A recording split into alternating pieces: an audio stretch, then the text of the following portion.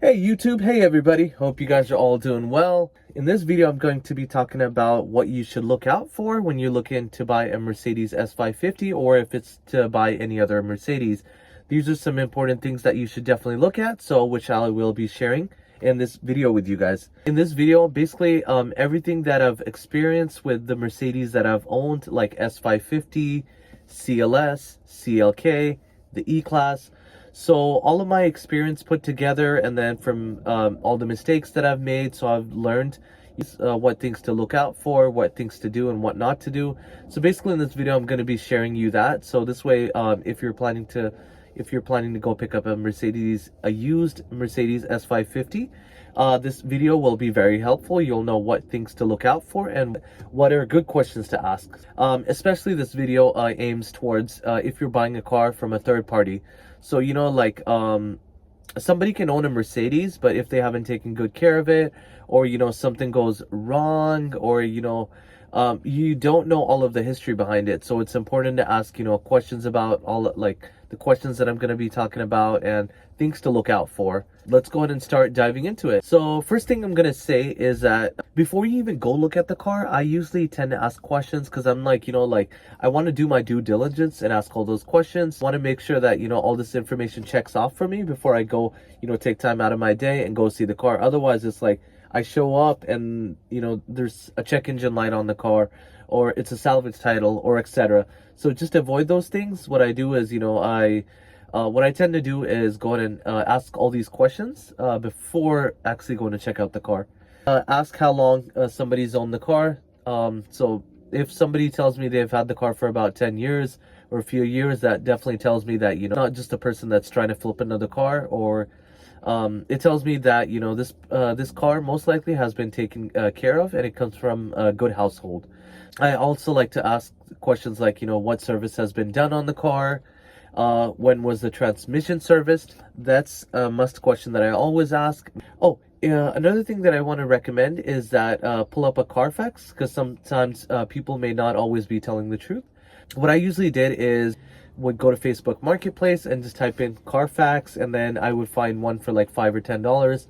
Basically just Zelle the person, Venmo them, and then, you know, they'd provide the whole Carfax to me, and then basically I would see, you know, has the car been in any accidents, and you know, has the car been stolen, and you can actually, on the Carfax, you can actually even see the service records on there, so that's very handy. So that's something I always any cars that I buy, I check the Carfax. So I definitely highly recommend pulling up a Carfax on it.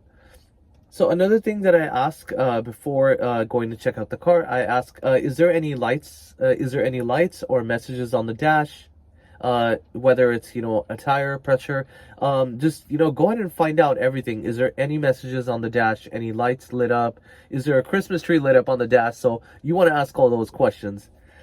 Another question that I ask is usually, when is the registration till? Do you have the pink slip? Want to confirm the pink slip is under your name? Is the tags up to date? When I go check out the car, things that I look out for, obviously test drive it, make sure that, you know, there's nothing on the dash, no messages. Usually when I buy my cars, if it's something minor like tire pressure, or, you know, like a light bulb is out, those are minor things for me, because I know, you know, those are small things.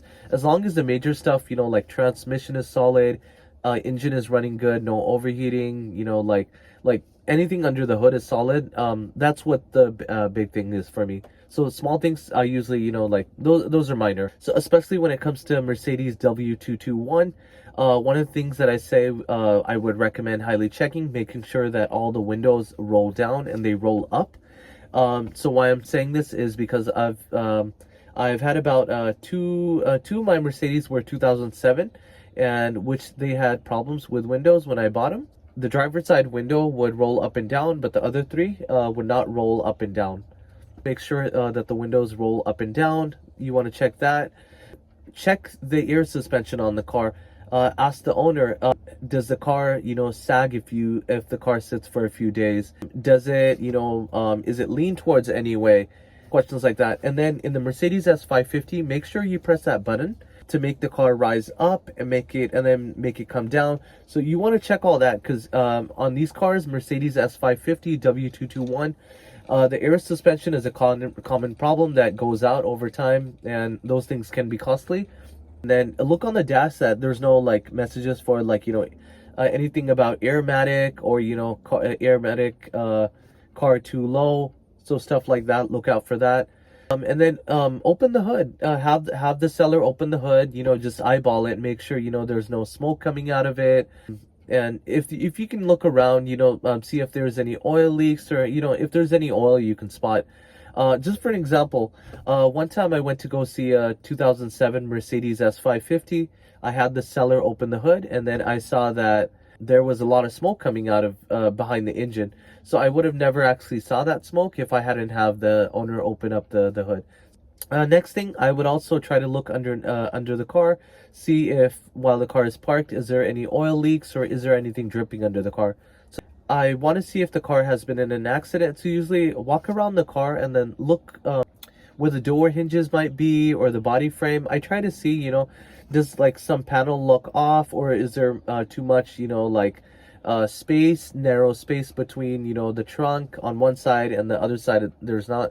So just trying to kind of see if the car's been in an accident or not, because sometimes people might not be telling the truth, or they may have not owned the car for too long. Is ask for service records from the owner. Try to see and ask for the paperwork. So if they said they did an oil change, ask them, hey, can I actually see the oil change paperwork, the transmission service, and ask for that. And then before you buy the car, definitely have the seller do a smog, because I've definitely bought, you know, cars in the past where the smog did not pass. So from overtime experience, from mistakes that I made, I learned that, you know, have the seller do the smog for you. Yeah, so you don't want to get in that headache where the car doesn't pass. Ask for has the transmission been serviced? When's the oil change been done? Has there been any issues with the car since you've owned it? Is there any problems with the car? Make sure all that the windows are working. Make sure that the electronics inside the car is working. You know, ask for any service records, and I highly, like I said, I would definitely would pull up a Carfax. That really comes in handy. Yeah. Go ahead and walk around and see what the tire condition is on the car. But the biggest thing that I would say is make sure that air suspension is solid and not sagging or anything like that. Yeah, I think that is pretty much it.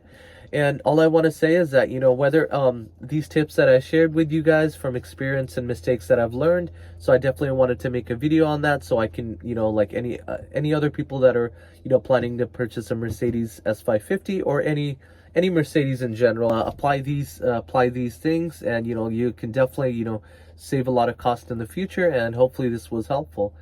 So thank you guys. Hopefully you guys enjoyed this video, and if you guys would like more videos like this, please like and subscribe. It definitely helps the channel, and I really enjoy making videos like this. And for all the car lovers and, you know, people that are watching out there, I just want to say thank you so much, and God bless.